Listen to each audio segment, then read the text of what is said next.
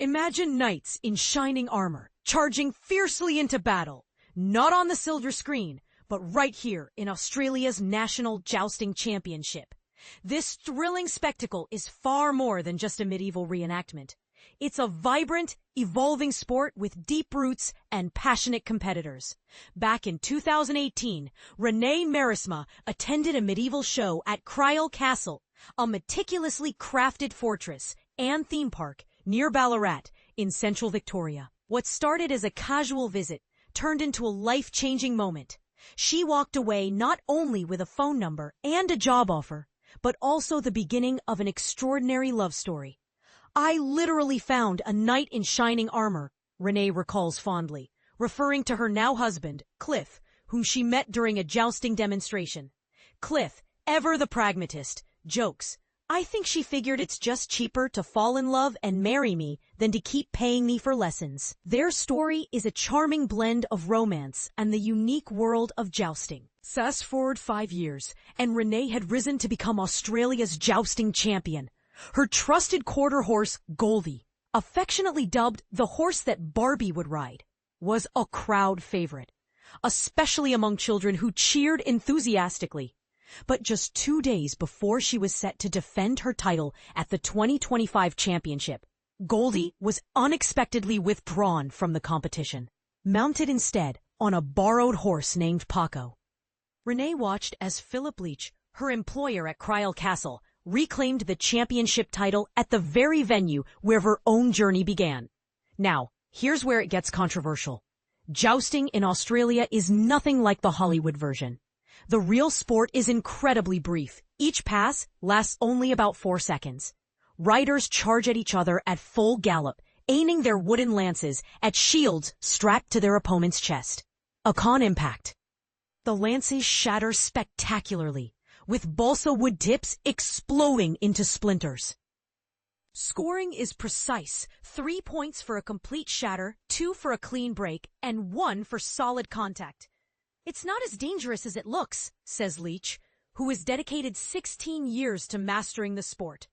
He's witnessed jousting evolve from a rough, crowd-pleasing spectacle into a highly skilled, refined competition. The skill level now is much higher than it was even 10 years ago. But jousting isn't just about physical prowess. The mental game is just as intense. Jay Dominic, a newer competitor, describes the moment she grips her lance as triggering almost lose vision levels of anxiety before she charges down the list. For others like Cliff, the sport offers a peaceful escape. "It's the serenity I find when I'm actually in my harness, sitting on the horse, looking down that tilt at another spectacular knight ready to play," he explains. "It's that moment when you just leave and get this nice, beautiful, perfect pass." A crucial element often overlooked is the bond between rider and horse. Renae emphasizes that the ideal jousting horse must be really brave and a little bit dumb. Brave enough to charge headlong into another horse amid the noise of clanking armor and cheering crowds. And a bit oblivious to the danger to keep calm. When Goldie had to be pulled from the competition, Renae lost more than a horse. She lost a true teammate. "It's a total partnership," she says. "It doesn't exist without the horse." Leitch's winning ride was on Valiant, his 19-year-old Frisian stallion, a partnership honed over nearly 2 decades. "Don't try and mix things up," he advises. "You know what works. Stick to the plan." The 2025 championship showcased a remarkable shift in the sport's demographics. When Renae began 6 years ago, only a handful of women participated in Australian jousting. This year, the field was perfectly balanced, 6 men and 6 women. "That's something I've really focused on," Renae notes. She now mentors newcomers like 21-year-old Sienna Poynton, who made her major tournament debut after just over a year of training. Yet the sport remains fiercely competitive, with no allowances for age, size, or gender. Poynton regularly trains alongside riders with decades of experience.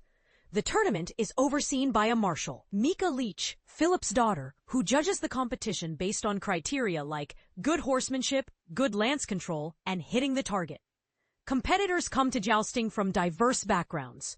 For example, Poynton was drawn in by fantasy worlds. She's a lifelong Lord of the Rings fan and was inspired by films like A Knight's Tale. The idea of dressing up in armor and charging at someone on a horse with a big stick just seemed like so much fun, she says. Renae, on the other hand, came from a strong equestrian background, adding medieval combat to her existing skills. I definitely came to it from the horse side more than the medieval side, she explains. Leitch's path was different again. He brought experience in martial arts and weapons fighting. I found that jousting was something I could do without getting sent to jail for trying to kill someone, he quips.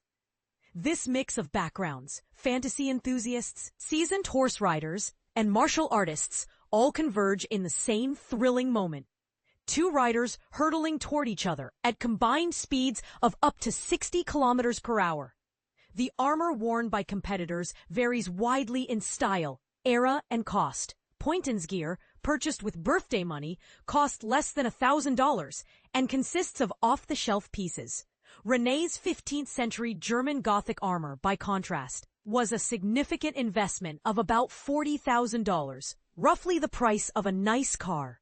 Cliff has spent even more, estimating his total investment in armor alone at around $80,000, not including saddles, bridles, and other horse equipment.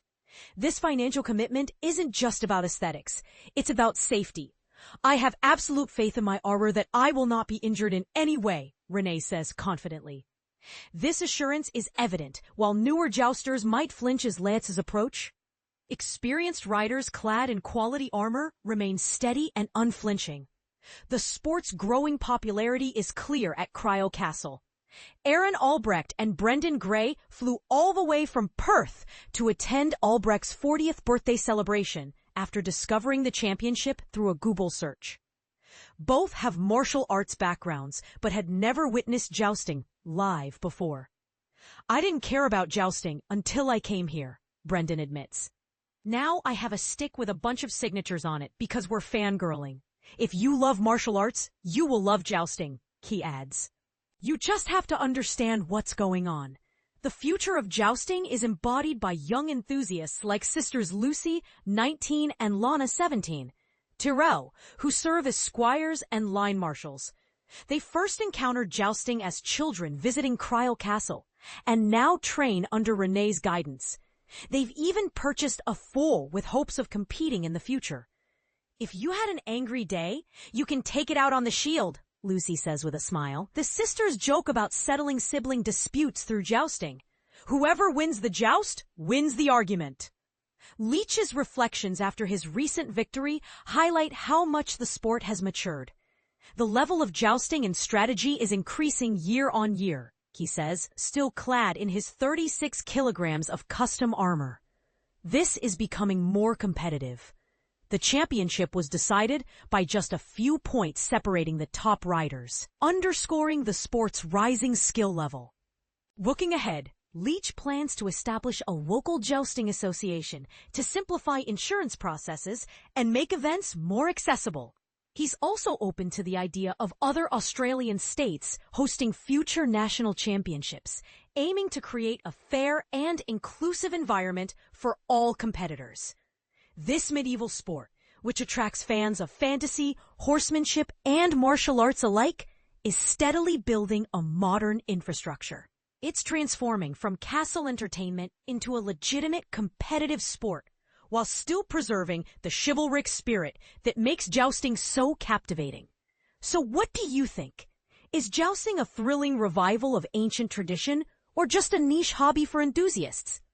Could this sport grow into a mainstream competition, or will it always remain a passionate subculture? Share your thoughts and join the conversation below.